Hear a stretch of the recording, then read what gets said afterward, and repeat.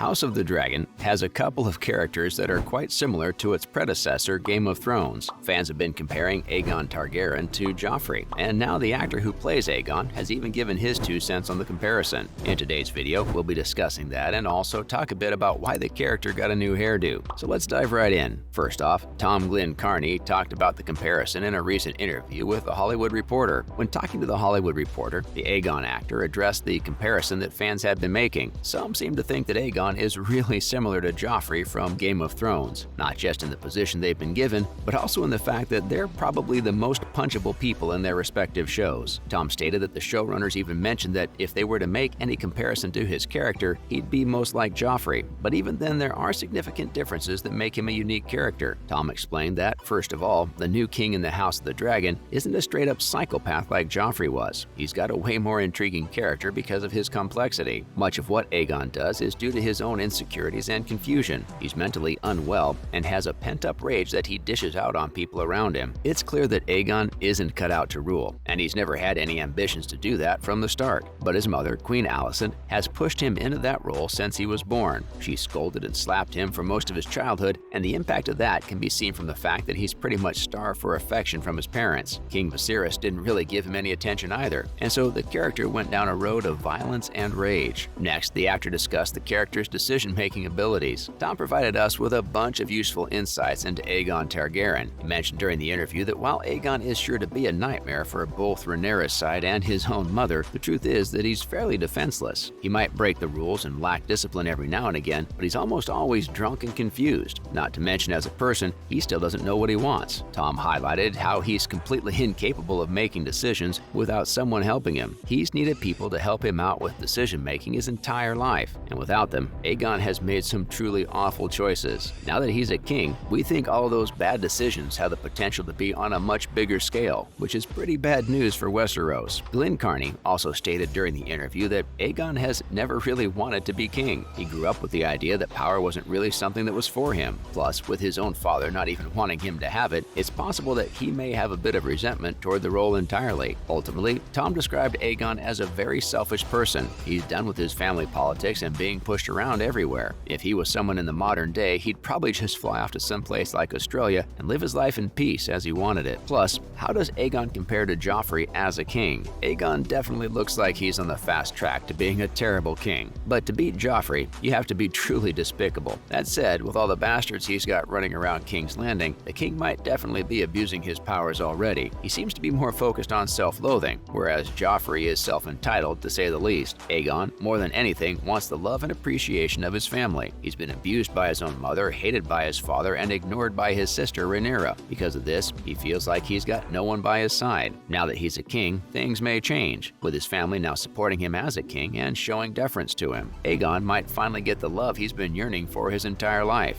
The tiny problem is that his family is a bit power-hungry and might make him do things that aren't exactly okay. As the anticipated Targaryen civil war finally begins in House of the Dragon, we think this side of Aegon will be put up front and center. We'll see now that behind all the booze, he's still a small child trying to get his family to care for him. That said, he's never taken his duties that seriously, and that makes him painfully unprepared for ruling the Seven Kingdoms. With the war now guaranteed to take place, is this new king going to actually take the tough choices that are required of him? We should also mention why Aegon changed his mind about being king. While it's true that Aegon might be trying to get the trust and affection of his family after a lifetime of ridicule, the truth is that there's another reason behind why he chose to rise up to the role in the penultimate episode of House of the Dragon's first season. This was because he was shown the cat's paw dagger by his mother. The dagger has a strong connection to Aegon the Conqueror's dream and the prince that was promised prophecy. That said, Aegon never found out about this prophecy, as his father never mentioned it to him, and Alicent misunderstood the king's final words, thinking that he wished for Aegon to be on the throne instead of Rhaenyra. But seeing the dagger still made him realize that maybe in his final moments he might have gotten finally his father's approval, and so he's choosing to become the heir that his father may have actually wanted. The cat's paw dagger was one of Viserys' most prized possessions, and if he chose to give it to Aegon instead of Rhaenyra, then that may be a sign that the king selected his son over his daughter to rule. This is a fairly big change compared to the books, though. In Fire and Blood, he's told that Rhaenyra would kill him and his brothers to ascend to the Iron Throne. This was something that Otto Hightower warned us about earlier in the season, too. The show generally has a more sympathetic portrayal of Rhaenyra, so this change would fall in line with the other ones the showrunners have made. Moving on, Tom also discussed Aegon's post-time jump hairdo. One of the key details about Aegon's character before the time jump was his long silvery hair. After the 6-year gap, though, the prince seemed to have gotten a new hairdo, with much shorter hair compared to before. Instead, his brother Aemond seems to have followed in his footsteps and now has a great head of hair that would make Legolas glow green with jealousy. In a recent interview, Tom stated that there's a reason behind Aegon's shorter hair. Miguel and Tom had discussions quite early about what kind of character they wanted Aegon to be, and his shorter hair is a way of rejecting his family's tradition. Targaryen men are often recognized by their luscious locks. His resentment for his family caused the prince to cut down his hair. On the other hand, his brother seems to revel in those same traditions and wants to be defined by his family's values. This is also why Aemond believes himself to be more worthy of the throne, unlike Aegon. Finally, what's next on the list of things for Aegon to do? One way or the other, he's king now, and there's a civil war that's about to start, so we can't help but ask ourselves just what the prince plans on doing. We got a hint as to where Aegon's mindset may be in episode 9 of House of the Dragon. While he was initially reluctant to take up the role, the love of his family and, more importantly, of his subjects swayed him. As he saw hundreds of people all cheering with loyalty to him, he got the adoration that he's wanted his whole life.